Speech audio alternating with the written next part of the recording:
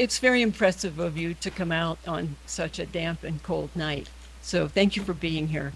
I think we have a very interesting presentation for you this evening. And this happens to be the first lecture of 5 of the SSS, I can never get this right, the Socialist Speakers Series. And our topic tonight is U.S. imperialism in Latin America.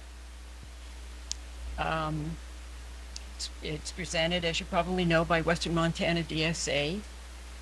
And if you find our talks germane and interesting, and they touch a chord, and if perhaps you are feeling you're not doing enough by demonstrating and signing petitions, we would love to have you join us. We have some information at the table on the right. And if you'd like to know what is a social democrat, on this Sunday between 12:30 and 1 at the library in Blackfoot Communications Room, which I believe is 4th floor, to the left off the elevator and all the way back, there will be a talk on DSA 101. You can also sign up here for the newsletter to get information about future events. You can also go to the website, missoulaevents.net, and there will be posters around town. Our next event is going to be on May 1st at 6:30 in the evening at Free Cycles. The topic will be mutual aid. Not the kind of aid you give by writing a check now and then, but the sort of thing they're doing on the ground in Minneapolis right now, which is important for all of us. We're honored to have 2 distinguished guests tonight to speak for us. I have former Professor Maria Bustos on my right and Professor Paul Haber on my left. Professor Busto formerly taught Spanish language and Latin American literature at the University of Montana. She's now retired. She is citizen of both Argentina and the U.S. She now spends about half of her time in Buenos Aires. What luck. And continues to be very active in learning and reading and just generally educating herself about the culture of North, Central, and South America and social issues. She will be speaking about the political developments in Latin America over the last 30 years. Professor Paul Haber is currently at the University of Montana, where he's been teaching for 35 years, and he prefers that we just say that he teaches about Latin America. And he will be giving us an outline of some of the many coups, involvements, and meddling in Latin America that our country has perpetrated. Just a little tidbit of information. According to Jeffrey Sachs, who recently gave a talk, the United States CIA has been involved covertly or overtly in over 100 such operations in the world since 1947. Pretty impressive, isn't it? Let me just see if I forgot anything. Our talk tonight is being recorded by MCAT, Missoula Community Access Television, and we'd really like to thank them for this. This is part of the Media Assistance Grants Program. Plus, if you would like to look at previous talks from last year, the whole series of last year's lectures are also on the MCAT website. And I think that's about it. I'll turn it over to Maria. Okay. Yeah, Pass it out. yeah. Well, thank you everyone for being here. Let's see. Is that okay? Yeah. Closer? Yeah, okay. So, she did a wonderful introduction. Um, as she said, I taught at the university languages and language, Spanish and Latin American literature. So that means that I'm my involvement with the social sciences has been from the side, but I'm so happy that Paul is here, my colleague, because he's going to correct any anything that I say, or he's going to comment on anything that I say with a much more academic approach from the social sciences, because he has been trained in political sciences. Um, Another, there is something that is distributed right now. It's an outline of the, I said in the beginning that I was going to talk only about the last 25 years, but I realized that it's almost impossible to not start, usually with the Cuban Revolution, because that is like the, before and after in Latin American modern and contemporary, history or anything that you talk about Latin America. It's before and after. I'm also going to concentrate mostly on South America because that's a region that I'm more familiar with. So I'm not going to be including Central America. Um, Central America is like closer to the US, and not only closer geographically, but also because of economic ties, because of trade, and also, and most importantly, important importantly, about the issue on migration, which is not such a big issue for South America with respect to the U.S. So I'm going to make like very very short comments. If you try to think historically after the Second World War, World War II, so the 15 years before the Cuban revolutions were years in which there was an intense involvement of the US in Latin America and Latin American affairs. And, especially to prevent the spread of communism. As you know, like the planet was kind of divided in two during the Cold War, like the US on one side and the Union on the other one. So, in spite of this situation, in January of 1959, that is a year that changes the history of Latin America with the Cuban Revolution, right? Um, which was an armed revolution, and it is important to stress this, an armed revolution that overthrew the US-backed dictatorship of Batista. You all know this. And they established a revolutionary government.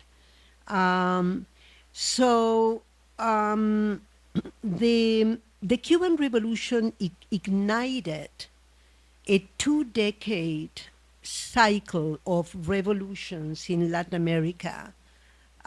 Some of them, uh, the Cuban Revolution itself, how are you? The Cuban Revolution itself had an intercontinental aim. So it wasn't like they didn't see themselves as only doing a revolution for Cuba, but they were very much into having a revolution for the rest of America, the rest of Latin America, right?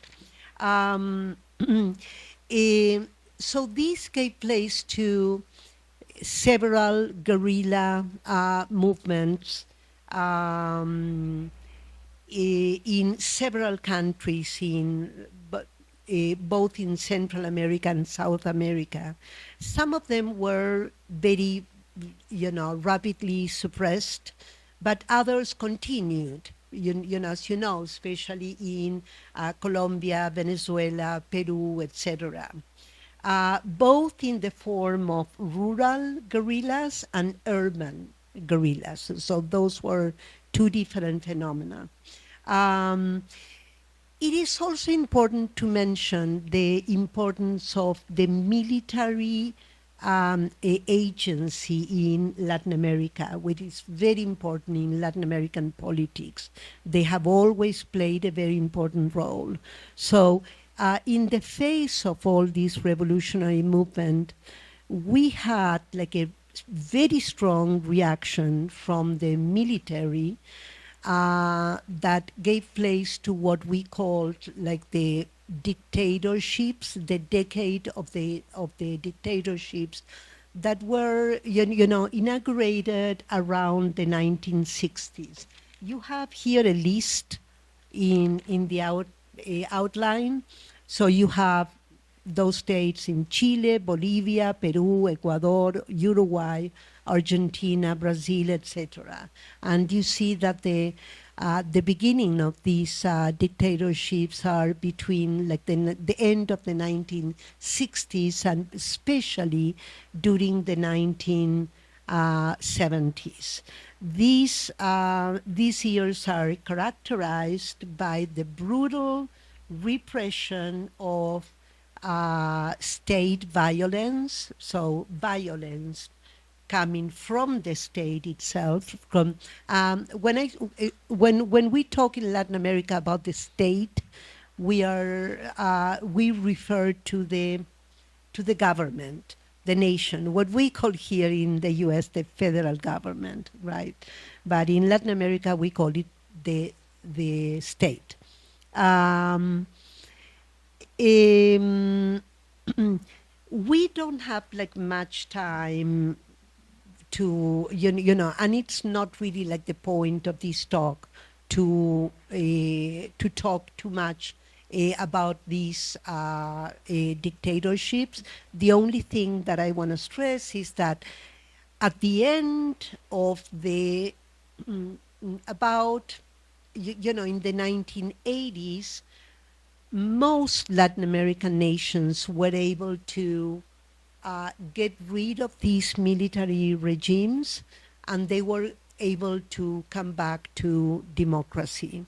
We are going to say like a few things about like why this was possible, and of course, maybe Paul is going to explain the role that the U.S. had, because obviously when the Soviet Union started like losing power and eventually it was disintegrated in 1989, the threat of communism wasn't as strong. So, the U.S. lost, interest in supporting these military regimes, and they saw like the return to democracy as, something that they accompanied in Latin American nations. So we go now to the decade of the 1980s, right? The 1980s. The 1980s is known in Latin America as the lost decade, la década perdida. And why does it happen? During the 1980s, the Latin American nations amassed an enormous amount of debt. And, there are also international reasons for why they became so much in debt. And it also has to do with what is called the petrodollars. I mean, like these countries that produced oil, which is the topic today, they had an extra flow of cash, so they were very happy in giving more and more and more credit to Latin America that was embarked in these huge projects. But that led to the um, to the enormous debt in which most of the Latin American nations found themselves. So the next step, like having like this situation, was the intervention of the IMF, the International Monetary Fund, who came back to Latin America and say, okay, you guys are in debt. We have to do something. We are going to help you. However, you are going to follow a model that we are going to develop. And this model that is developed is known as the Washington Consensus. You also have like a list there. Oh, did I skip that list? No, no, no. I have it on the first page, the Washington Consensus, which is, what we understand in general terms as neoliberalism, right, in the 1980s and also in the 1990s.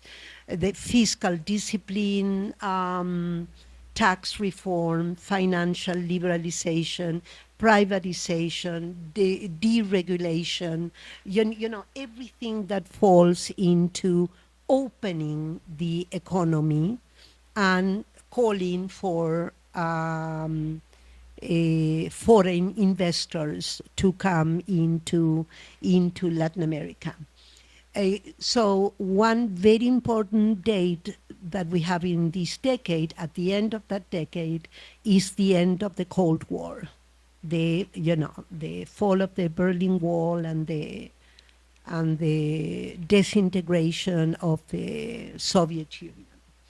So we jump now into the 1990s, and this is, this is in so general terms, because every single nation has its own history of this history, right? Today I was, thinking about like the social movements and that started arising in Latin America against neoliberalism. And I was thinking, because I was thinking mostly of Argentina, which is like my own country. And so I was thinking like the 1990s, but then I remember, and I would like Paul to say something, because Paul actually has a whole book on on social movements in Latin America, where he specialized in Mexico, right? And so this phenomenon in Mexico was before the explosion of the grassroots and the social movements in what we call the Southern Cone, right? Uruguay, Argentina, Bolivia, Chile, etc. Then I put all these countries together, and I also see that each one of them has like a different history and some different contexts. Okay, well, so I don't want to lose my line of thought. Let's see. So, there were some uh, positive outcomes of the Washington Consensus. At least people who, defend neoliberalism can list like some things that were positive. Of course, the macro economy was kept into place, inflation was controlled, but of course, like the ills and the damages to the society and the economy were more than what it fixed, because the growth of the nations became like very, very slow. There was an increase in poverty, and of course, increase in poverty, sometimes it's translated, and this did happen in Latin America, with an increase in inequality, right? Poverty, inequality, they can go separated. But in this case, they went hand in hand. Um, so there was a widespread disillusionment with these neoliberal policies um, that um, created like these social movements that were very concrete. They were very, like the demands of people were not, oh, we want to create like the world revolution to, join like the international. No, like there were very real demands that people were making. And these demands, these social movements, gave way and opened up for what we, mostly in American academia, is known as the pink tide, right? That is like left-leaning governments in most Latin American nations. So what I'm saying is that the action in the streets and these demands that were usually um, a particular demands. You could think, for example, of economic demands, but you can also think of women issues, ethnic issues of um, indigenous groups, people who were into, environmental issues. So very, very concrete issues that, eventually gave way to the to electoral politics. That means they wanted to win elections and become government. Um, we we could talk. I'm not going to delve on this very much because I'm not an expert, but when I think, for example, of the in 1994, when there was like the explosion of the Zapatista movement, the Zapatistas were not interested in taking, like their movement it gave like this strength on what they called autonomy. They wanted to be autonomous. They didn't want to take over the Mexican government, right? But in all the other cases of what we call the pink tide, in Argentina, Uruguay, Bolivia, Venezuela, they actually wanted to enter into the structure of politics within each nation. So you also have a list here of the different nations that bet into this going into electoral politics to channelize these demands.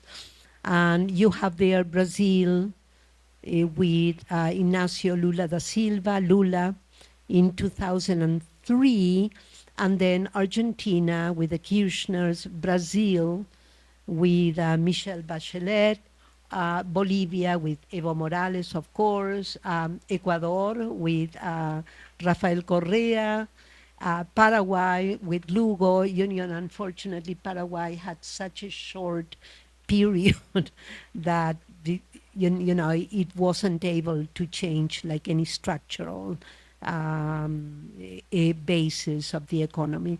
And in Uruguay with Tabaré Vázquez. It's interesting to note here that both Colombia and Peru remained out of this dynamic, of this leaning into the left. Let's see, what is it that I want to say? Well, of course, like this movement started definitely in Venezuela with Hugo Chavez. Hugo Chavez became president, I believe it was 1999, 98 or 99. Yes, 99. And then it expanded into all these different nations that I listed. Um, um, there were some characteristics of this movement.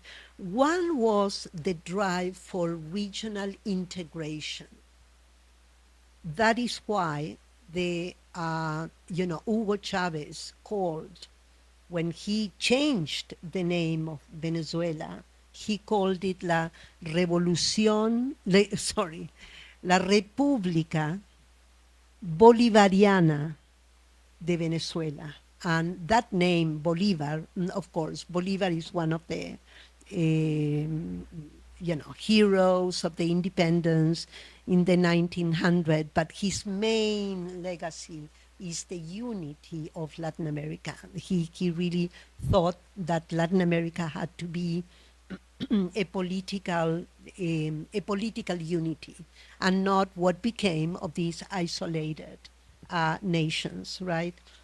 And let's see, the, I also want to mention that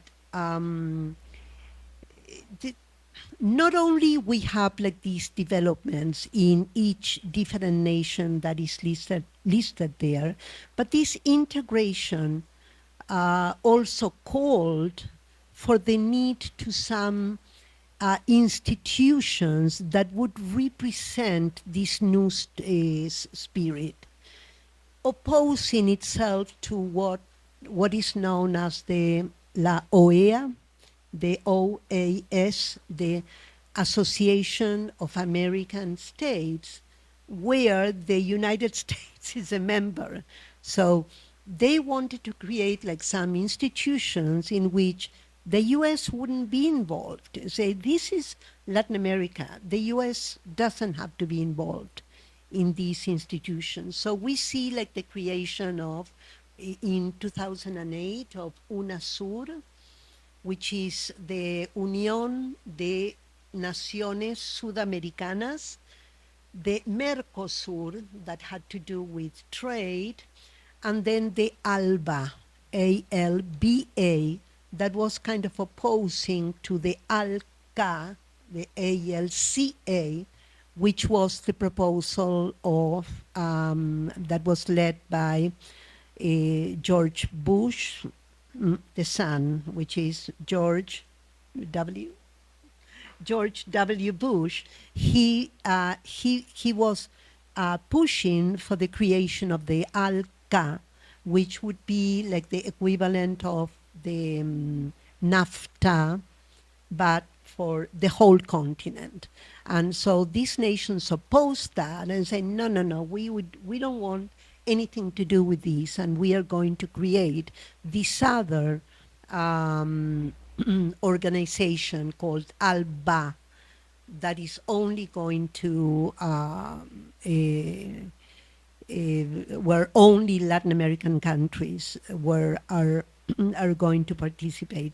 This was an initiative of both Fidel Castro and Hugo Chavez, at that moment. When we think about the Cuban Revolution, we are in a very different scenario right now. If we throw like the two words revolution, the Cuban Revolution, and the notion of reform, these nations were definitely more involved in reform than revolution. The pink tide privileged mostly like this realistic access to power than a theoretical discussion of what is the meaning of the left and the planetarian, the communism. They were not like very interested in those type of discussions, but they were interested in how Latin America was going to create. And Hugo Chavez was talking about like el socialismo del siglo XXI, the 21st century socialism. Why did he have to add like that adjective of the 21st century? He really meant these are different times. We are not in 1959. This is a different context. Um, um, let's see, what is it that I want to say here? Yeah, is that we also have to like put on the table like the context of the export revenues and the either of grain, energy, minerals, and when I say grain, especially, I'm talking about soy. There was a boom of commodities at the end of the 1990s and the beginning of the 2000s that, of course, helped uh, these nations to be able to nationalize like these natural resources, but integrate themselves into the world market. This is very important. None of these nations were against globalization. It wasn't on their interest to be against globalization. On the contrary, they were betting on that. They were funding all like their social plans and the distribution of the wealth of the nations with an active participation in world trade. Okay. Um, we also have to think about like the differences between like the nations. We have, for example, like an extreme moderation in both in Brazil with Lula and in Chile. And then in the case of Evo Morales in Bolivia, he chose to give the economy, to turn in the economy to technocrats, right? He kind of believed that that was, it was a good idea to have some apolitical technicians in those positions, and he was very successful in the way that he was able to integrate like the inclusion of some groups into political life and in curbing poverty.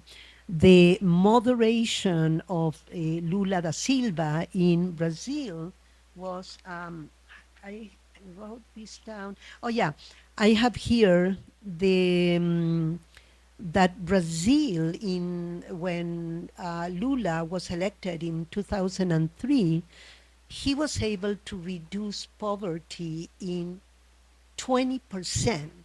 That's incredible.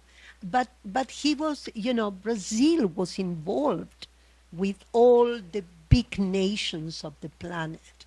So if there was something that, Brazil has never been characterized is in isolating itself from the from world markets, right? Let's see, I think that I skipped something. Well, I already talked about. I'm not going to go again there. Um, mm, mm, mm, mm. Let's see. Um, so they, in spite of all the differences that these nations have, all of them coincided on their aim to take control of the public revenues. So the public revenues were active with the rest of the world. However, when those revenues came into the nations, the state took a very strong control of it. Um, Um, so we have a phenomenon here also, which is, I hope that Paul is going to be able to talk about, and it's the 9/11 happens in the U.S. So communism stops being like the enemy, and as we all know, the terrorists were like like the people out there that we had to be afraid of, right?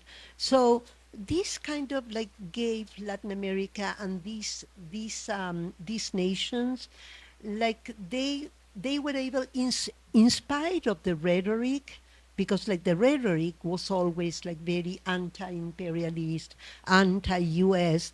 However, they all had like their relationships with the US and with the first world countries, we can say.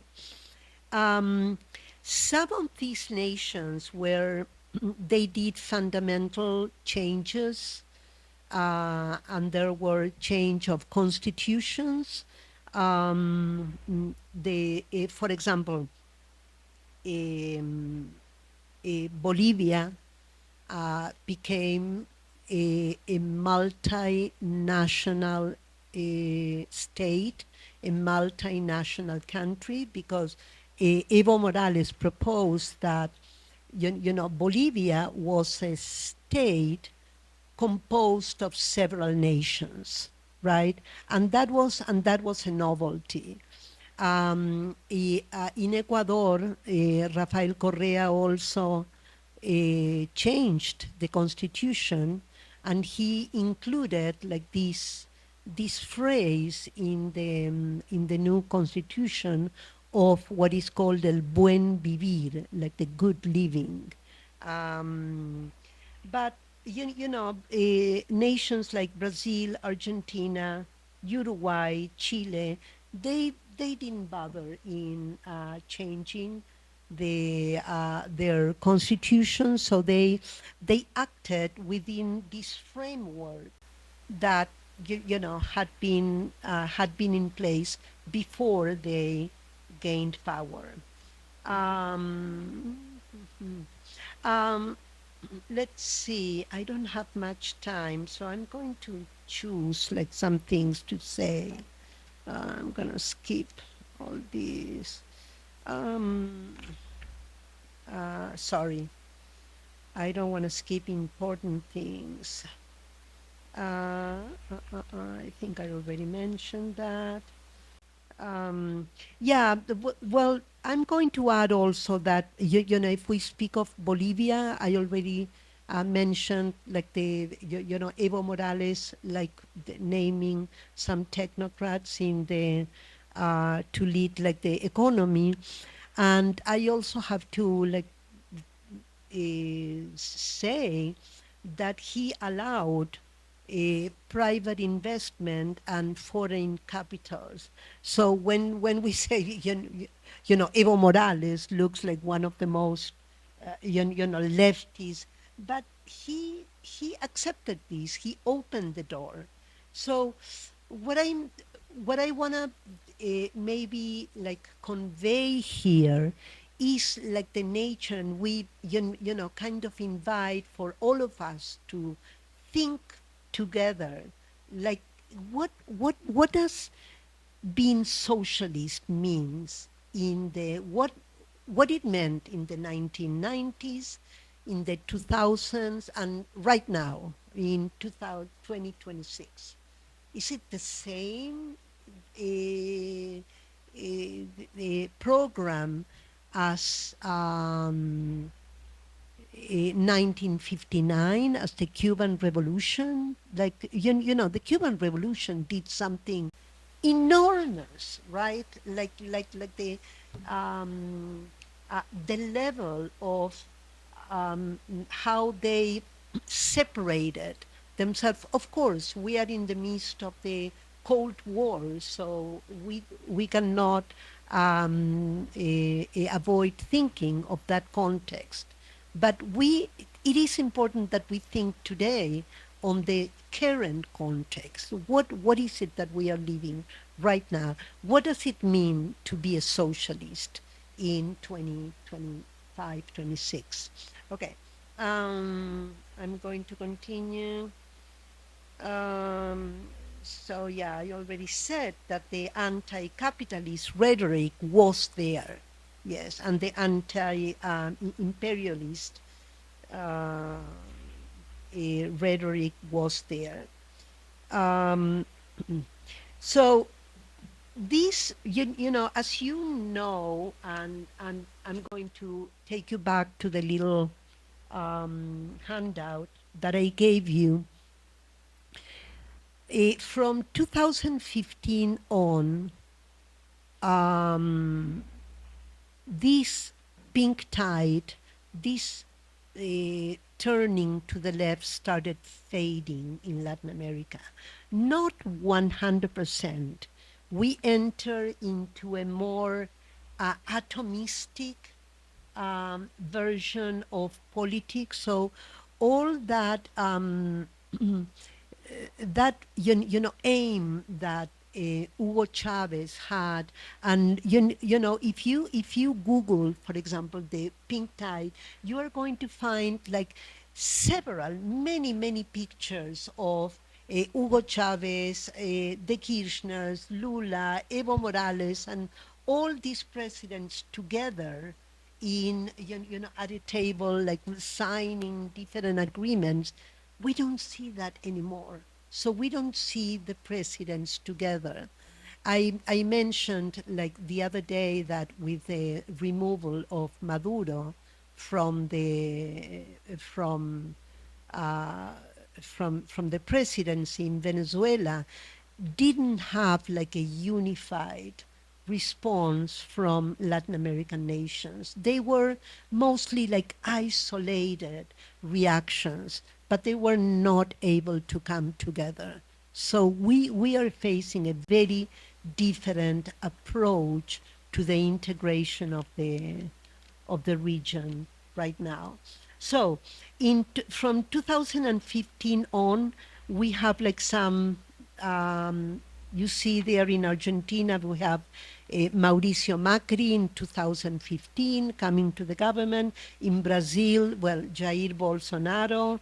In Chile, Sebastián Piñera. In El Salvador, we have Bukele that has been claimed as an example from many of these presidents in South America. But, like also these um, rightist governments were not able to sustain themselves. They entered into a pendulum that is what we are having right now in what we are seeing right now in Latin America. I have many other things, but I know that I have to stop talking. Um, th- there is also one point that I wanna bring, because I think it's important to bring like the issue of democracy, that it's very different from the way that is seen in the U.S. Um, Most Latin American nations suffered the trauma of the military dictatorships, of torture, imprisonment, and many experienced the trauma of exile. So the word democracy, which in many contexts here, for example, in the United States, it can be seen as a disguise of a bourgeoisie which hides class domination. You don't find that in Latin America because we suffered what it is not to live in democracy. And I was reading an article the other day, and there was a Chilean that said that after the second session of torture, the phrase habeas corpus, I don't know how you say in English habeas corpus, yeah, the phrase habeas corpus starts having an enormous value, right? Because we know what it is to live without these constitutional rights. Um, um, okay, so as as a conclusion of all this that I have been presenting in a not in a not a very organized way, but I hope I'm saying something here, is that the the uh, these governments that got that um, pushed for a leftist leaning of politics in Latin America, they did not enter the path of abolishing capitalism, but rather to regulate it with a very firm hand. Um, they did not confront private property, as we had seen in Cuba, or markets, and neither they seem very concerned about extractivist capitalism, which receives enormous criticism from Latin American left.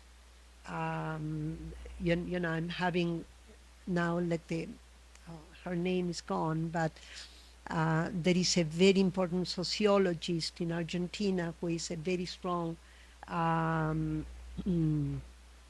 well, it's going to come to my mind when I stop talking. Um, so they did intend to work hard on redistribution, on cutting poverty. They were not very successful on curbing um, inequality, but in no place they attacked like the structural spheres of domination that are still very present. And that is why we have like these pendulums on that are coming again and again and again in these cycles that we see today.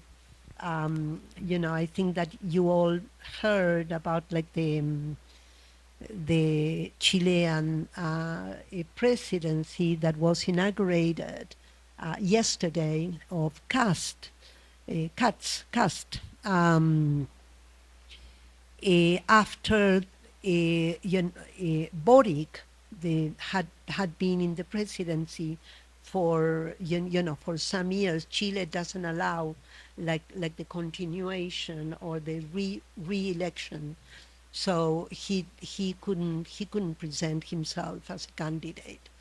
But I have many more things to say, but I'm going to cut now, and maybe we can enter in discussion and things are going to come up. So I'm going to give the microphone to Paul. Just have an announcement. So I have to say, when I teach at the University of Montana, and particularly when I'm talking about the U.S. government, I have to pay attention to the diversity of students because I have a responsibility to try to make everybody feel welcome. And despite my best efforts, I'm oftentimes criticized by more conservative students, not to mention MAGA students, for being too harsh on the United States government. So it's nice to be in a room that I don't have to worry about that. And in fact, I'll probably get criticized from the other side. So that's always a good thing to have happen. All right. So the word imperialism, that's what I'm going to be trying to delve into here. It's a tricky one because there is no agreed upon definition. And I think it's important to keep in mind that different people, including scholars, use the term differently. At one end of the spectrum, are those who identify imperialism to be whenever a relatively more powerful state exerts unwanted influence over the affairs of another less powerful state, which is to say, violates their national sovereignty. This is most clearly seen when military force is used, which the United States has done plenty of in Latin America, and I'll be talking about that. On the other end of the spectrum of people using the term are those who use the term in a much more restricted sense. When a dominant power takes control of another territory against the will of the local political authorities. But however you define the term, and there's plenty of room in between there, whether you use it in a more expansive or more restrictive meaning, imperialism clearly means that a more powerful nation is asserting its dominance in a territory foreign to it in the interests of that dominant power. This contrasts to what most liberals and left-leaning progressives would prefer, which is that more powerful nations act in what I'm going to call their enlightened self-interest. And maybe I'll talk about that a little bit, but maybe we can talk about it more when we have conversation. So I'll just say now what I'm meaning by that, or a comment about what I just said, is that from my perspective, it's unrealistic to expect those in control of powerful nation states to act against what they perceive to be in their interests and consistent with their values. However, it is also realistic to expect that more powerful states take into consideration the interests of less powerful states in their dealings with them, and to do their best to make friends and not enemies, and to live up to their own national ideals. From my perspective, that is actually in their national interest to do that. So when states are not doing that, they're actually hurting themselves.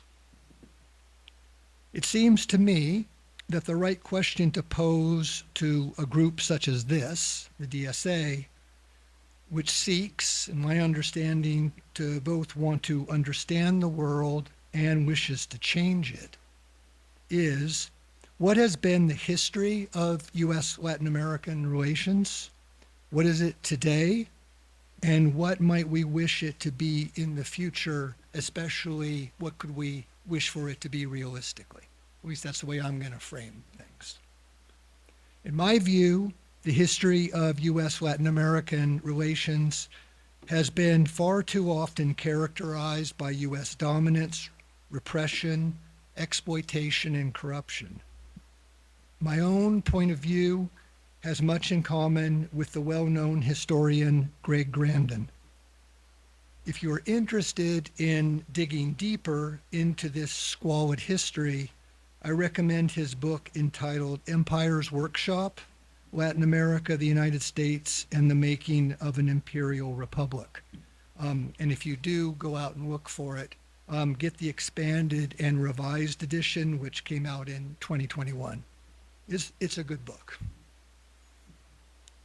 According to Grandin, Latin America has consistently been the place where the United States has developed its strategies for dominance in the world. Latin America was the first place that the United States projected its power beyond its borders, providing, in Grandin's language, a workshop for the honing of U.S. imperial designs, strategies, and tactics. As if on cue, Trump adds one more piece of supportive evidence to Grandin's thesis when he followed the capture of Venezuelan leader Nicolas Maduro, and then just 56 days later ordered the extrajudicial killing of the Iranian supreme leader. You notice I say he uses as a workshop to learn how to do things. I'm not saying that they always learn from what they did in the workshop and go and do forward, like imagining that Iran is going to be what just happened in Venezuela is, it's just another Trumpism, right? But the first most consequential power projection came when the United States military defeated the Mexican military in 1848, and as a consequence, took possession of 500,000 square miles of territory, which is today California, Nevada, Utah, most of Arizona, and parts of New Mexico, Colorado, Wyoming, Oklahoma, and Kansas. Talk about a land grab. Imagine what the geopolitics of the Western Hemisphere would be if that 500,000 square miles was today part of Mexico. In a sense, it is hard to imagine the U.S. taking control of Greenland, let alone Canada, but it is important to recognize that there is historical precedent. U.S. military intervention in Latin America, and Maria was, referring to this, interventions around the world and in Latin America. The U.S. military intervened with its military in Latin America 56 times during the 100-year period between 1890 in Argentina and 1989 in Panama. The legitimating language that the United States used was codified first in the Monroe Doctrine and then expanded in the Roosevelt Corollary. In the official language of the 1823 Monroe Doctrine, it aimed to prevent any further European meddling in Latin America, most importantly, drawing a red line against any European military adventures in the region. Violation of the Monroe Doctrine would be viewed by the U.S. as a hostile act, requiring a military response on the part of the United States. This is how you build a sphere of influence. The 1904 corollary, which doesn't get as much attention as the Monroe Doctrine, but should, it expanded on that definition, which you could sort of see in a sense as relatively narrow. It was very focused on Europe, and Europe's, like your colonial period is gone, you're done. The new nations of Latin America, because in 1823, Latin American nations, the ones that we know the names of today, were being born or had already been born, right? To just restrict the Europeans out, that's one thing. But the Roosevelt Corollary went much further. It asserted that chronic wrongdoing or instability in Latin America justified the U.S. acting as an international police power to intervene, ensuring stability and preventing foreign aggression. Powerful nation states need to have a story they can tell themselves and the rest of the world when they are exploiting, dominating, and repressing foreign territories, so as to legitimate the use of force for their own interests and contrary to the interests of those living in the foreign territories. You have to have there's always a legitimating narrative.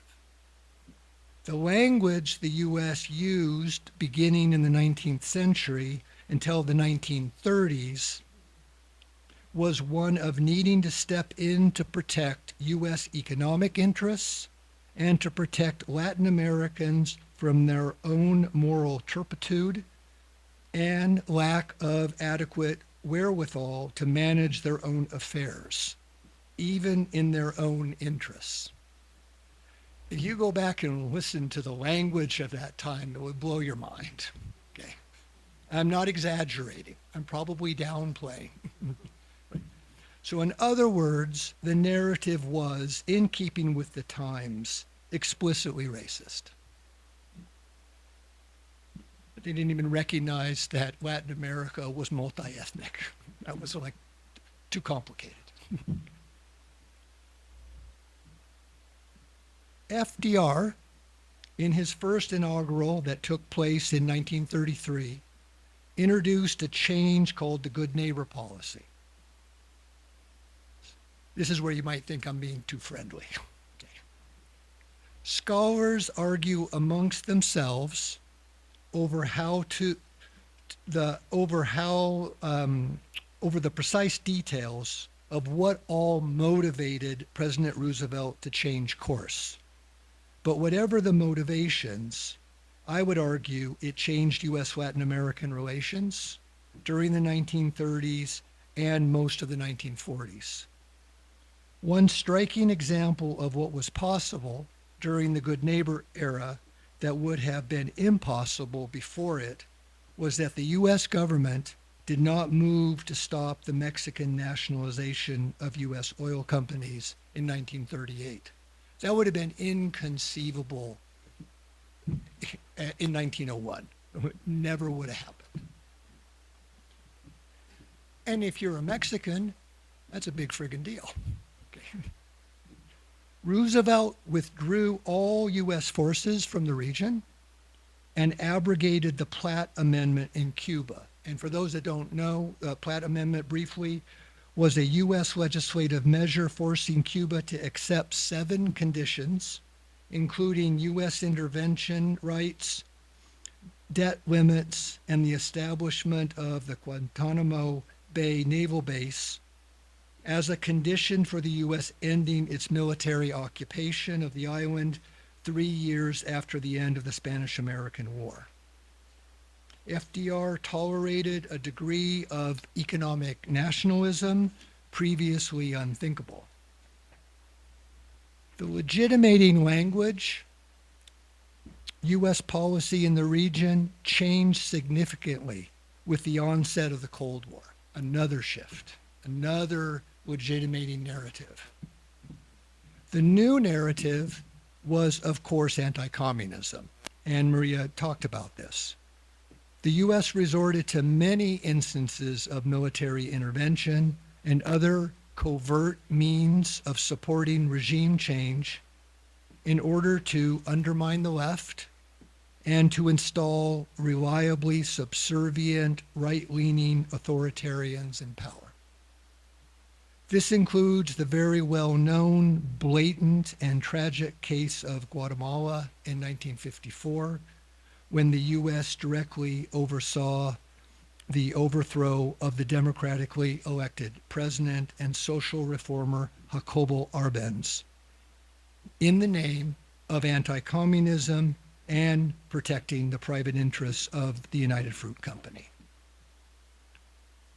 Guatemala is having a bit of a sort of a brighter light these days. I'm not going to go into those details right now, but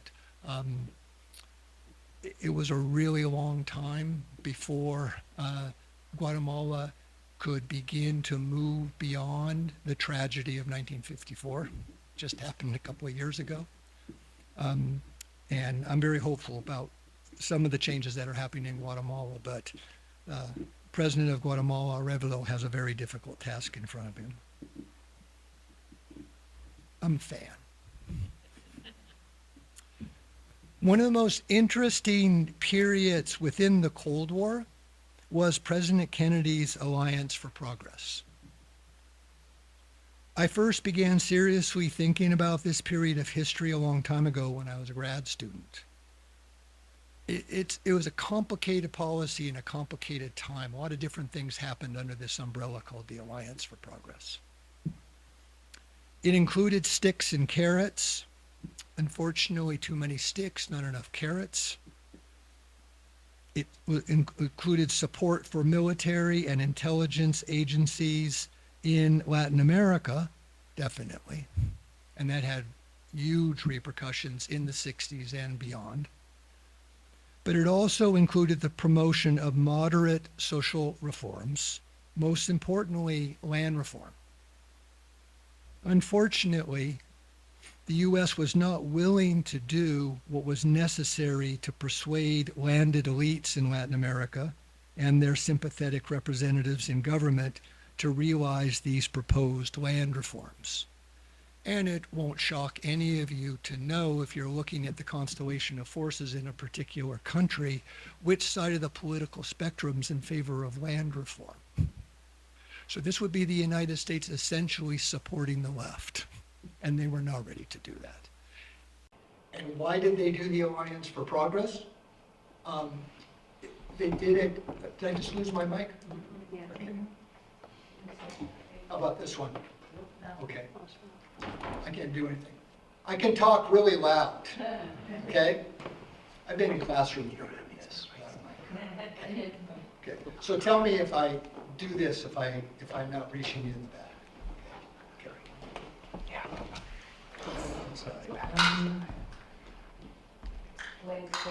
Right, so that the United States was just, it liked the idea of doing land reform, not because, the political elite in the United States was particularly, passionate about redistributing land and then actually doing land, like real land reform isn't just land redistribution. It also means that you have to support the new land tenure system so that those people can succeed. So that includes a lot of things, because you're breaking up very large holdings. And if you simply just give it back to people and say, good luck, here's your hoe, no irrigation, no nothing, no marketing, no like transportation to markets, et cetera, they're not going to be able to succeed, right? So they just weren't willing to actually, it wasn't like that they were in love with that idea. It was what Maria had talked about a lot, this little thing called the Cuban Revolution. So the Cuban Revolution happens in 1959, then Kennedy comes into power right behind that. And he's very concerned about Cuba. Like Maria said, that it was a watershed event in Latin America. It changed thinking in the Western Hemisphere, from Canada to Argentina, right? And so the United States was very preoccupied about that. And the Kennedys, particularly over time, and again, I might get some criticism here and bring it on, that's always good, right? This is me being too nice. I would argue that they learned over time. Now I'm not getting crazy here. Not the third generation. Right. No, well, I'm not even going there. But when I'm, so it's not like, especially JFK, significantly moved to the left. Bobby, by 1968, you can make some interesting arguments about. But it wasn't like during the Kennedy administration, or certainly the Johnson administration, that all of a sudden Washington, in terms of Latin American policy, was ruled by ideas of the left. But they were concerned but they also had thought about some of the causes of why the Cuban Revolution had happened. And Maria alluded a little bit to what the conditions were in Cuba at the time of the Cuban Revolution. And one of the major reasons that people picked up arms in Cuba and followed, Fidel and Che was because of land concentration. Conditions, particularly on the eastern side of the island, were near slave-like, right? And so the Kennedys, whatever you think of them, they weren't dumb. Right, and they did, I would argue, even JFK demonstrated an ability to learn. So when he came in and when he was murdered, there had already been changes, and Bobby Kennedy had changed even more, and then would go on to change, a whole lot more, maybe enough to get himself shot also, right? Okay. So, but at the time, they just weren't willing to do what it would have taken to support the land reform. U.S. policy in Latin America again changed significantly as the Cold War ended and neoliberalism took hold as the hegemonic political economy in both the United States and Latin America beginning in the 1990s. The use of the U.S. military and the funding of Latin American militaries to fight domestic insurgencies after the famous 1980s Ronald Reagan era in Central America had ended, it really came to an end for a while. Maybe it's coming back. Starting in the 1990s, there was a real shift in the use of U.S. military in Latin America. The use of the U.S. military and the funding of Latin American militaries was significantly reduced during the neoliberal era. As the U.S., it's not like they walked away from Latin America or stopped exerting their influence, but they moved or turned to exert its influence in a different way. To use in the region, they did it through asymmetric economic relationships. Bill Clinton really set the tone for this. The U.S. move away from the use of force was important, for it facilitated the rise of the pink tide. I mean, that's another thing. I'll just add to what Maria had been saying. Again, you couldn't have imagined the pink tide during the Cold War. I think you said that, Maria, but I just underline it, right? That was really a shift. Okay. And again, it wasn't that the United States wasn't exerting control, still in Latin America, but it was doing it by other means. And it was much more accepting of political pluralism in Latin America, right? I mean, to imagine, somebody like Evo in power, in 1954, not going to happen. Okay. So just a little bit, at the risk of maybe repeating a little bit of what Maria said, the Latin American pink tide refers to the 21st century political shift toward left-leaning progressive governments across the region, beginning in the late 1990s with Hugo Chavez in Venezuela and spreading until the majority of Latin Americans were living in countries by the center left or left. That's a big deal. Matter of fact, the only big country that wasn't part of the pink tide was Mexico. High-profile pink tide cases include, like Maria was saying, Brazil, Argentina, Uruguay, Ecuador, and Bolivia. Driven by discontent with neoliberal policies, inequality, and privatization, these regimes use commodity booms to fund social programs, reduce poverty, and I'll add one more thing in some places, reduce racism. The difference, I don't know if any of you have ever been to Bolivia. I spent some time in Bolivia one year, and the difference of being there before Evo and being there when Evo was in power. I was there while he was during the Morales presidency administration, was incredible. I mean, you walk around in downtown La Paz before Evo came in. You pass an indigenous person, which is most people. You're going to pass on the street, right? They would, if looking at somebody like me, they'd look down. Not during the Evo years, go into the parliament or into the cameral and go up into the above them and look down, and you see all these women with bowler hats on, and big dresses, right? I mean, not only were there tons of indigenous people speaking indigenous language on the floor of the House of Representatives, which was a big, unimaginable before Evo came into power, but they were women. So they were women indigenous people. Basically, the largest number of people in the lower house were indigenous women speaking indigenous language. So if you didn't speak, Quechua or Amara, you had to figure it out. That was kind of a nice switch, right? Okay. So, and as Maria was also saying, eventually then, starting about exactly 2015, just like Maria said, things started the pink tide started to recede. for a combination of reasons. One was that commodity prices went down, so they didn't have as much money, but there are also problems of governance.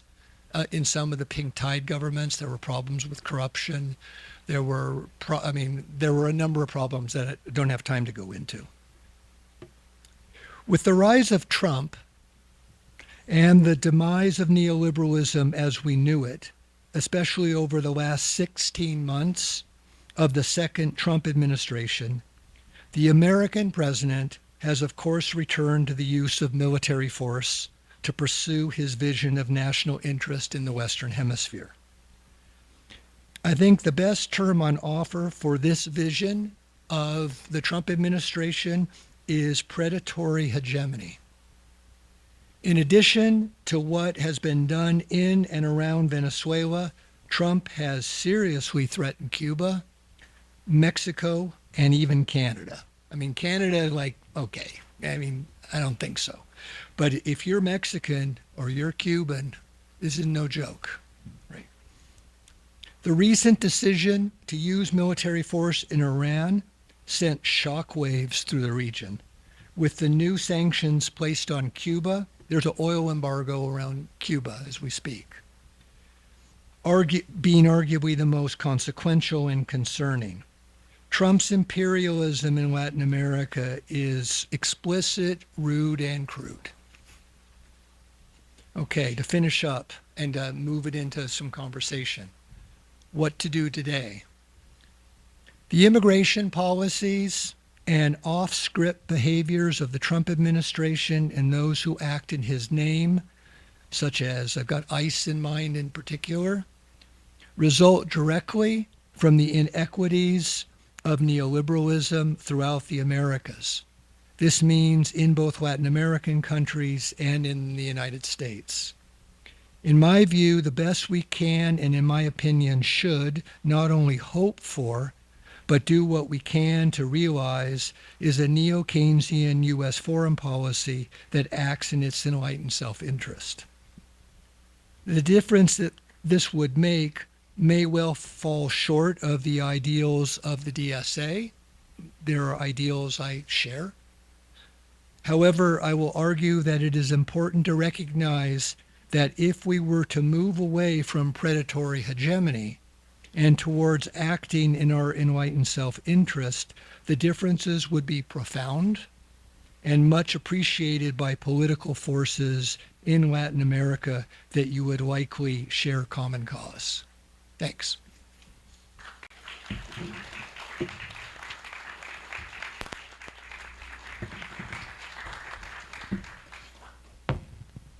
Oh, thank you. So it's your turn. Thanks for your attention. Question. Yes, sir.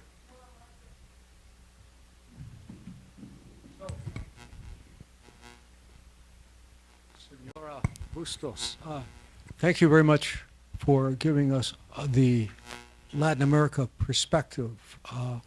Individually, it's quite complicated. There are many countries down there.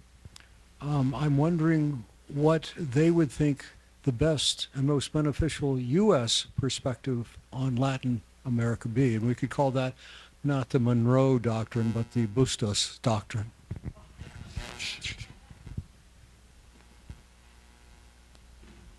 It's a, it's a very to answer.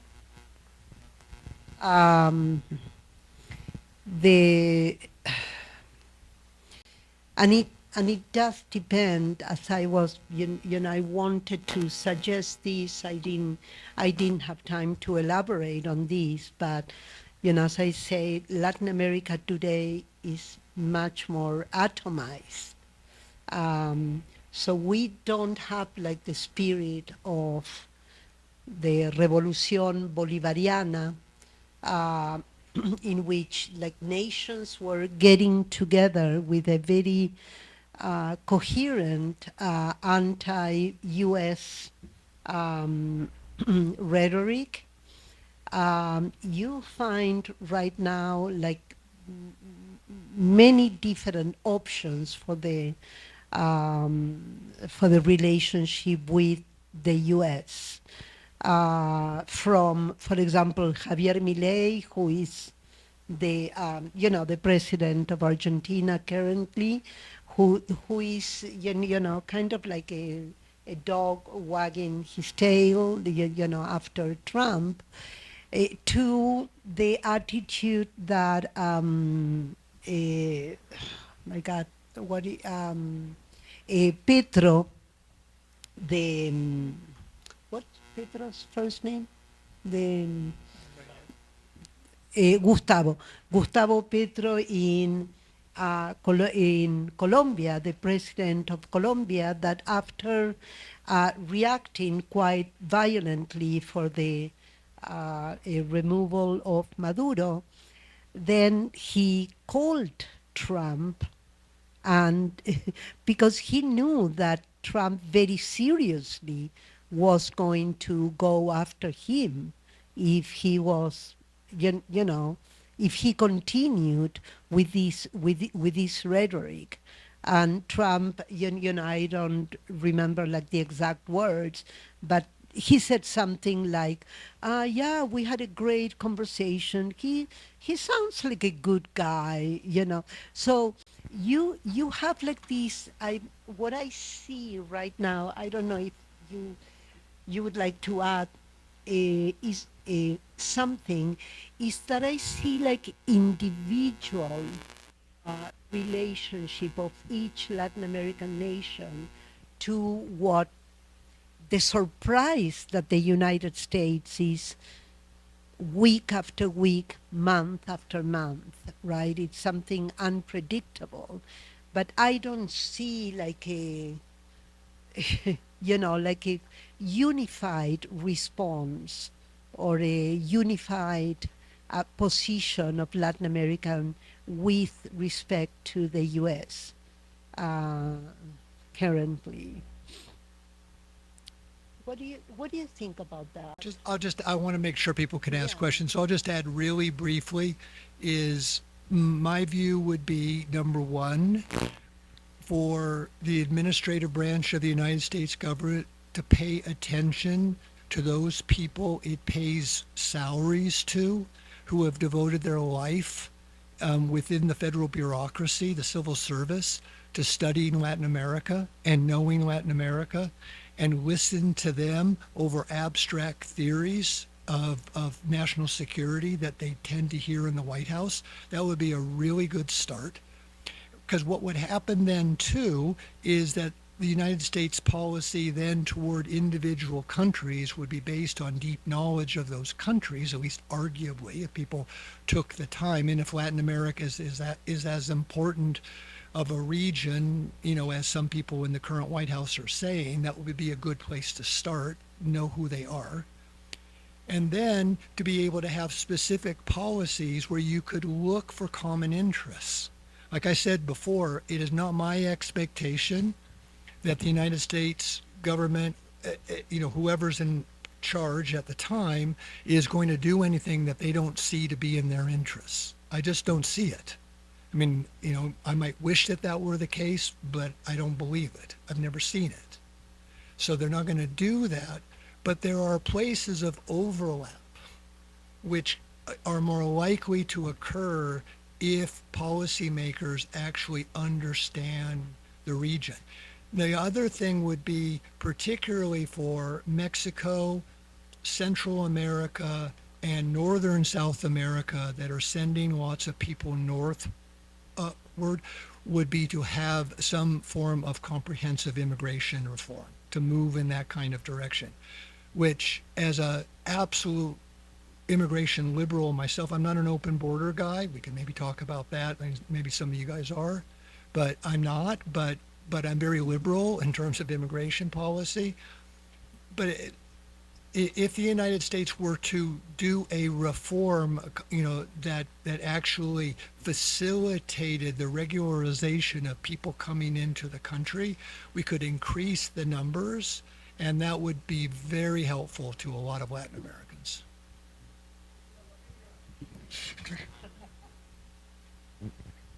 Michelle. Oh, sorry. I just, I just want to just comment more than anything, I guess, is just sort of what do you think will happen if we invade Cuba? Because like this is so disappointing. This, I mean, I think maybe on the left that we kind of want to hear what we want to hear is if you do this, you know, we're going to fight you. That Venezuelans will fight any invasion to the last man, and Cuba will fight any invasion to the last man. It is so sort of disappointing to see this caving all over. But, you know, and yet what right do we have to expect them to do that? We're just outsourcing our revolution, our responsibility, you know, to them as we usually do, as we always have. So, but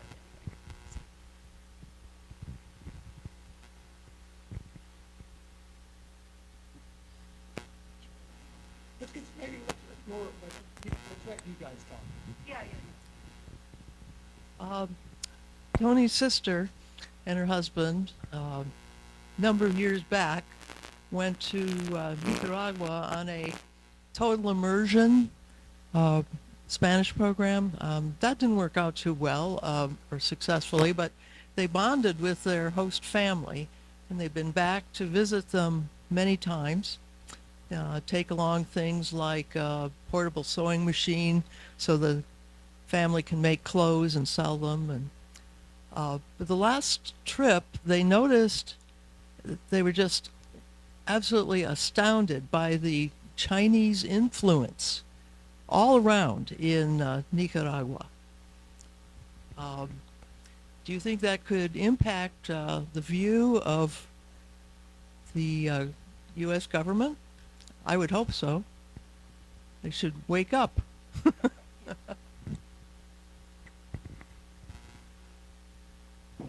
I'll just say really briefly, yeah, that while you're moving the microphone, is yeah, the United States government is very aware of increasing influence of the Chinese in a number of Latin American countries. The really big, where the real push began was during this pink tide period of 1999 to 2015, because the commodity boom, the increase in prices of natural resources that Latin America was exporting was driven. I mean, there were multiple reasons, but the single most important was Chinese demand. And the Belt and Road Initiative, which is, the Chinese sort of a major foreign policy and international development policy and making of allies, is very advanced in Latin America. I think it's escaped Trump's attention up till now. I mean, at least it's not in his narrative, and that's a good thing, probably. I wanted to add, recently, and I didn't get there, but there is like a movement of what Jose Nathanson, that is a political scientist. Oh, sorry, a political science. He's an Argentinian, and I follow him very closely. He's the director of the Le Monde Diplomatique of the Southern Cone, and he has worked, extensively on the surge of the left in. From the pink tide on, and he sees like the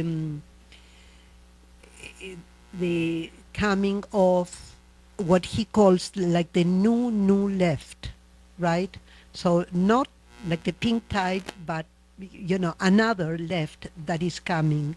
And he, I have a kind of like a quote of what he says, that he mentions that one of the most important contexts of the search of this new left is the geopolitical confrontation between China and the US.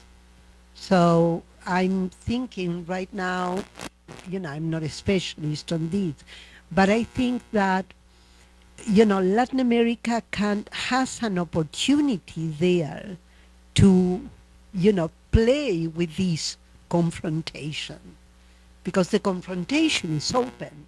It's direct, right? We see it when Trump talks all the time. When we watch TV constantly, it's this confrontation, direct or indirectly, with China, and this confrontation is being played in Latin America. So Latin America really can take advantage of that confrontation. Okay, I don't. Yeah. Sure, yeah. Thank you, Paul and Maria, for helping us think through very difficult things which impact us all the time and will impact us more later. So what's interesting is, like, we think history is linear, but we are right now seeing the return of feudalism. Some people have called, what's going on feudal capitalism, feudal high tech. And Trump is an incarnation of this national capitalism, right? You have national like you had national socialism under Hitler, you have national capitalism now, opposed to international global capital as such. But so that means that, Maria, you're right. The left or the socialists we have to reinvent ourselves. Why there was a collapse of the left in many parts of the world? Because of Russia, what happened, the Soviet experiment was a disaster. We have to do our self-criticism and acknowledge that. And I went to Nicaragua several times, Guatemala and Cuba. What bothers me in Cuba, and when I was young, Fidel Castro was in and Che, etc. What bothers me, and I've talked to many people in Cuba, close to the government, artists, Alonso, who is the head of the Cuba National Ballet, which is an incredible operation, people in the street, and they are all educated, they are very well, many speak English. They hate their government. They hate when you say socialism, they freeze. And it's true that Trump has bought land, his family, by proxy in Cuba. He's ready to pounce and turn that in Florida, right? So my question is, how come, and I talk to people in Nicaragua and Guatemala, or Nicaragua, they hate the government. What happened to that revolutionary, remember? Yes, anyway, so how can Cuban, and they will do their own work, and also, but how can they rethink socialism to stop this new American imperialism, which is going to impose a new comprador type of society, new banana republic, with the flow of capital, which is incredible. So how can you give me some hope there? Well, I don't, I don't have an answer for your question, because it's a question that I ask myself constantly. But looking at like the circumstance, what happens is that if we look at all Latin American nations that bet on a leftist government and have been able to stay in power, all of them, which are Cuba, Nicaragua, right, and up until a couple of months, Venezuela, because the La Revolución Bolivariana was able to, it was still there, right? The way of sustaining themselves has been through authoritarianism, unfortunately. All the other options for for more leftist government in Chile, in Argentina, in Bolivia, you name it, they have all been, like the pendulum has gone, like people in the ballots have chosen the right. It is not that they stay there. They go back again. But there's something that they don't see people, the population doesn't see that their needs have been met in in terms of um, poverty, equality, and in the case of Venezuela and Nicaragua and Cuba, freedom. Which is, of course, when I say freedom, it seems that I'm, I'm going to start. Da, da, da, da, da. No, no, I'm not. I'm not talking from that point of view. I'm talking from the freedom that we know when we went, I happened to, I went to Cuba with Michelle, like freedom has like it's very real there, like the lack of freedom, the lack of access to things that people want to have access to. So I really don't know how to get out of this conundrum. Do you, do you want to say something, or somebody wants to say something to? Yeah, Mark. Well, I was going to ask maybe a lead up Paul's question is because that's a conundrum of socialism, right? It, what about social movements in Latin America? And, I specifically, I mean, I'll just maybe pick on Argentina, right? With Melee, as a friend of mine calls it, Melee. I think that's perfect for the name of the president. But he and his minority party just passed major so-called reforms on labor, which extended the work date from 8 hours to 12 hours. I mean, this is the kind of reform we're talking about. And then, all of the union confederations got together and they had a one-day general strike, which didn't move the needle at all, right? And so, an article I was reading was being critical of the union movement, the social movement, for just being kind of a one-off, right? Let's do a little performative. Let's show them we're strong. But then there was little follow-up. Now that was what this reporter was saying. I don't know if that's exactly true or not. But it seems to me that social movements, to the extent that they can organize themselves into a general strike, even for one day, seems to me that there's got to be some avenue forward, which is not armed revolution on the one hand and not just reformist politics on the other hand.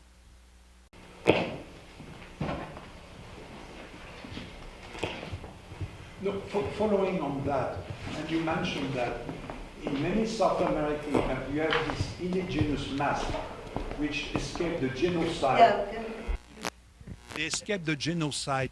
What about an alliance? Why there's no more presence of these indigenous masses, those Indians of South America, in the political, or an alliance between the unions, for instance, what's left of them, and those, like in Chiapas, Comandante Marcos didn't project anything. So why there's no interfacing between the oppressed, indigenous oppressed, who are the first people, and the unions and the progressive parties in.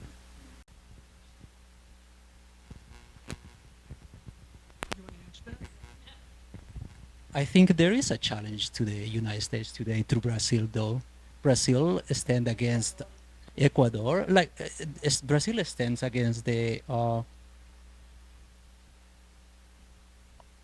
the imports the United States was trying to put sanctions on, or if that's the word in English, to the exports of Brazil. Brazil was able to challenge because they can have a commercial relationship with other countries.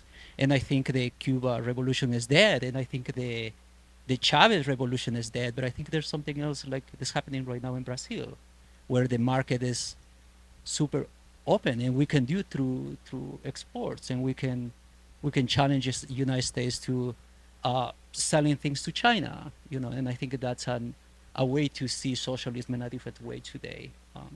at least in countries like Ecuador, where we're not willing to fight anymore. I think the idea of Chiapas and idea of Castro going in and fighting with a rifle, it's not it's not it's not doable anymore. It's stupid. Like, why people will go and die for something that could be changed economically? If that's the weapon that the United States is using to put its presence in Latin America, then as a Latin Americans, we have to find ways to fight back in the same way to commercial relationships, and that is creating a broader exports to other countries like China, for example, like the way Brazil is doing it.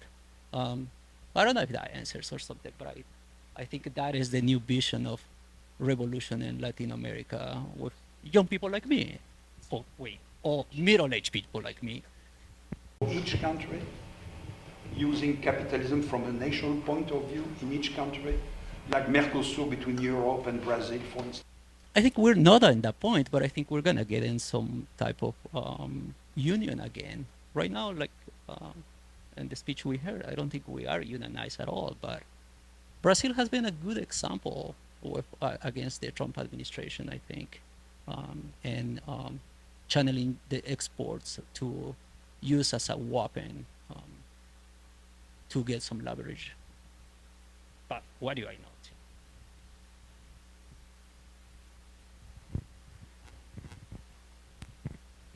I have a question posed to the both of you. If you could maybe just kind of elaborate a little bit on the role that the IMF, the International Monetary Fund, and maybe the World Bank had in creating that instability, that poverty, and the inequality that we saw in a lot of Latin American countries.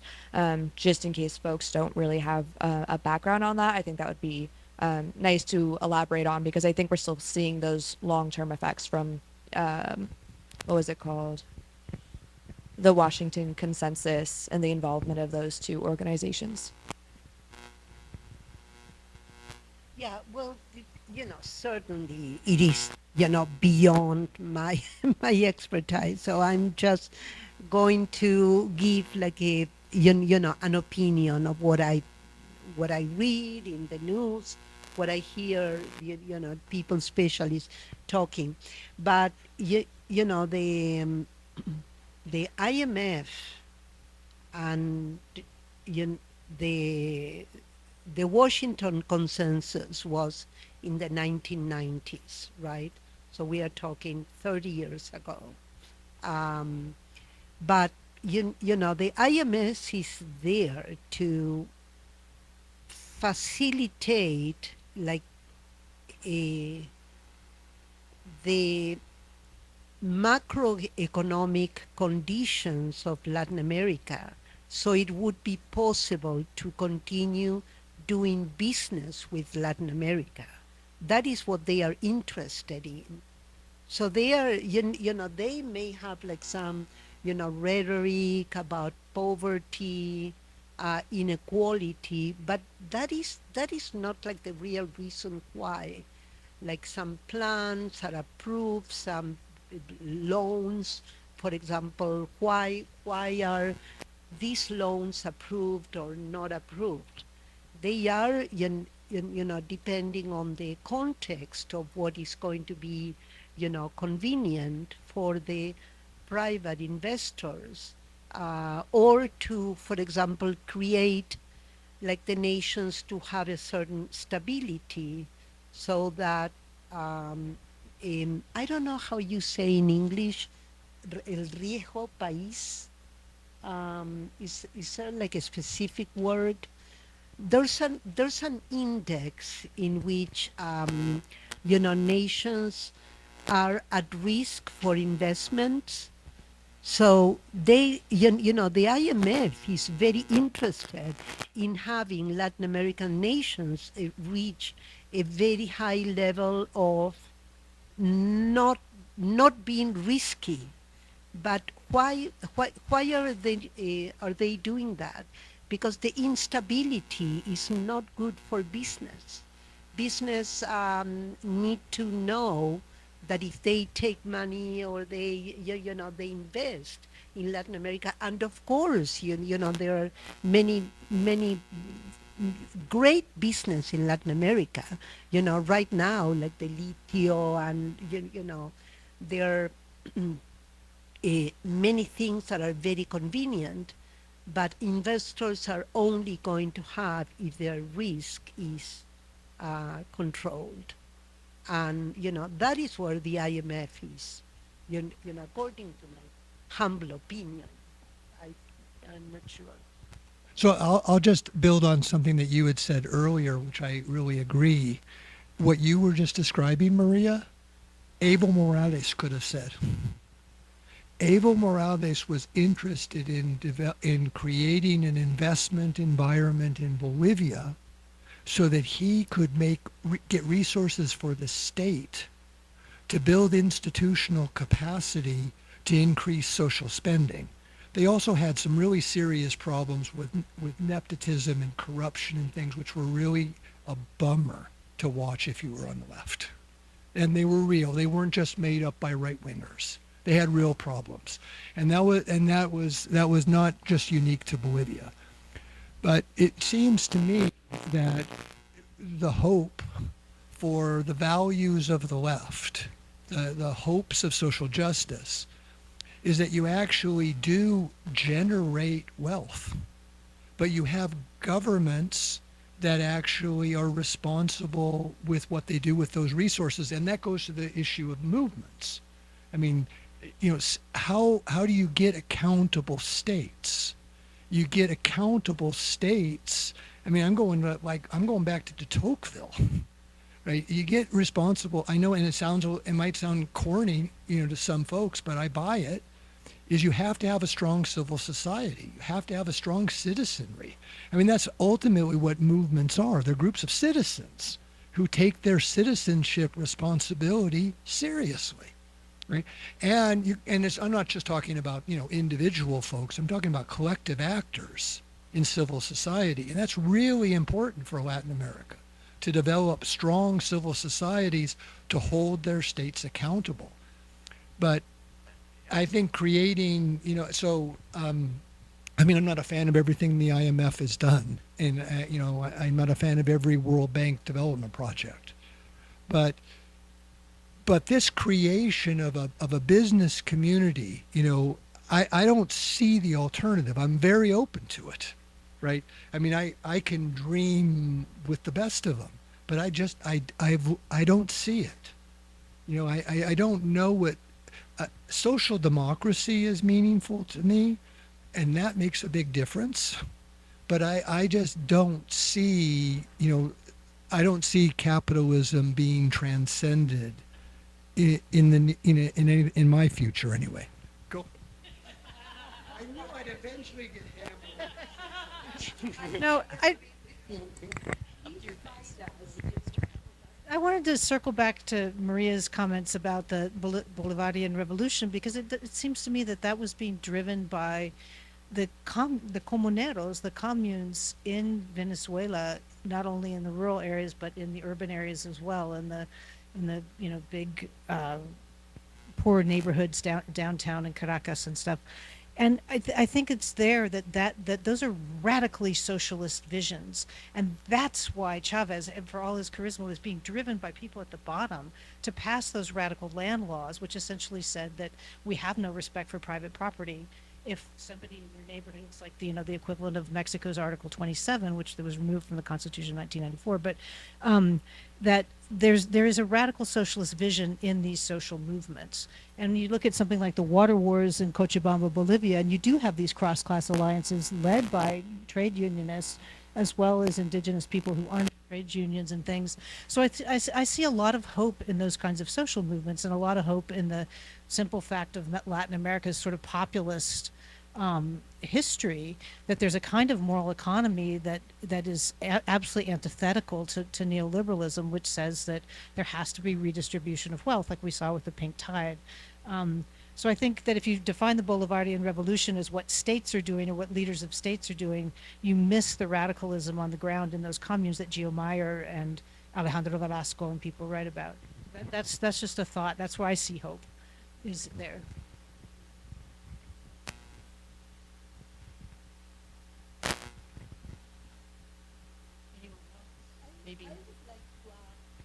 another another aspect that we haven't been talking too much, um, mm, which is like the extractivism. Did I say it right? There is, I had a name that I wanted to remember while we were talking, who is, I don't know if any of you is familiar with the work of Maristela Svampa. Maristela Svampa is an Argentinian, sociologist, and she's a leftist, very openly leftist. She has been since the beginning of her career, and she has been extremely critical of the governments of the pink tide because of their reliance on extractivism. Like, for example, if we say, Hugo Chavez, like everything was about oil, right? And the production of oil. So, like, if he would have like a test given on how environmentally sound his his policies were, he would really get an F, because they were, and and the same with the Kirchners, and Evo Morales didn't do very well, and the same with Rafael Correa, that has been, he was also very criticized. So this is also another aspect that is problematic, because of course, like, these leaders, they defended themselves saying, okay, how else am I going to fight against poverty? If I, if I have to fight against poverty, and at the same time, I have to be an environmentalist with an A plus on this, I cannot do it. And so this is another conundrum of the times that we live. And today we are very aware, in spite of Trump, I don't know what his his conscience tells him when he's alone at a certain moment, but we are, like, the planet is aware today that like, the environmental crisis we are in is real. We know that. So it is very difficult to think, how are we going to fight against poverty in Bolivia if we don't do something about the natural resources that we have. In their case is gas, right? And you can take like this to every single nation. I don't have an answer. I'm just throwing this to the discussion. Friends, I'm sorry, I'm afraid we're out of time. But if you'd like to continue the discussion, DSA has its regular monthly meeting at Good Works on Saturday from 11 to 12:30. And if you want to learn more about democratic socialism, remember the meeting in the library, 4th floor to the left, on Sunday from 11:30 to 12:30. 12:30 to 1:30, sorry. Thank you all for coming, and thank you so much for your presentation.